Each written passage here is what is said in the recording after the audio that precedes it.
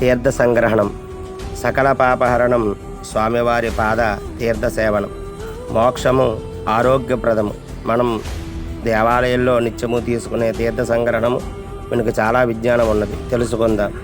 దేవాలయం ఏదో చెప్పాలనుకుంటుంది. శ్రీ స్పాట్ 3 మన దేవాలయంలో తీసుకునే తీర్థము చాలా ఉత్కృష్టమైనది, చాలా ఉన్నతమైనది. ఆ తీర్థము స్వామివారి యొక్క పాద్యోదకము అంటే పాదాలు కడిగినటువంటి జలము, అర్ఘ్యోదకము హస్తాలు కడిగినటువంటి జలము, ఆచమనోదకము స్వామివారి యొక్క ముఖ ప్రక్షాళన చేసినటువంటి జలము, అలాగే శుద్ధతోయము, ఇటువంటి స్వామివారికి సమర్పించే వివిధ రకాలైనటువంటి ఉపచారాలు సమర్పించిన నీటిని తీర్థము అంటాం. తీర్థము అంటే పవిత్రమైనటువంటిది అనే అర్థము. అటువంటి జలాన్ని మనం తీర్థంగా స్వీకరించడం ద్వారా మోక్ష మార్గము. అంతేకాకుండా ఆ తీర్థమునందు ఔషధ గుణాలు కలిగిన కొన్ని ఔషధులను కూడా ఉంచడం జరుగుతుంది.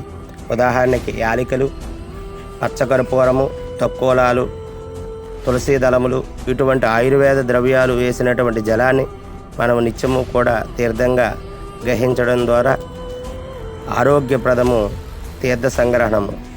అంతేకాకుండా ఆరోగ్యమస్తు, శుభమస్తు, యశోస్తు నిత్యం, శ్రీరస్తు, శాంతిరభయం, శుభమస్తు విష్ణు, తత్పాద పంకజ వినిర్గత పుణ్యతోయం, ఆస్వాదయామి పురతోన పునర్భవాయ అని చెప్తుంది శాస్త్రం.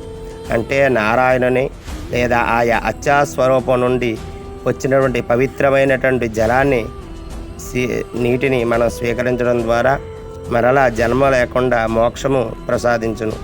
ఈ లోకంలో ఈ జన్మలో ఆరోగ్యము, శుభము, కీర్తి, ఐశ్వర్యము, శాంతి, అభయము ప్రసాదించును తీర్థ సంగ్రహణము.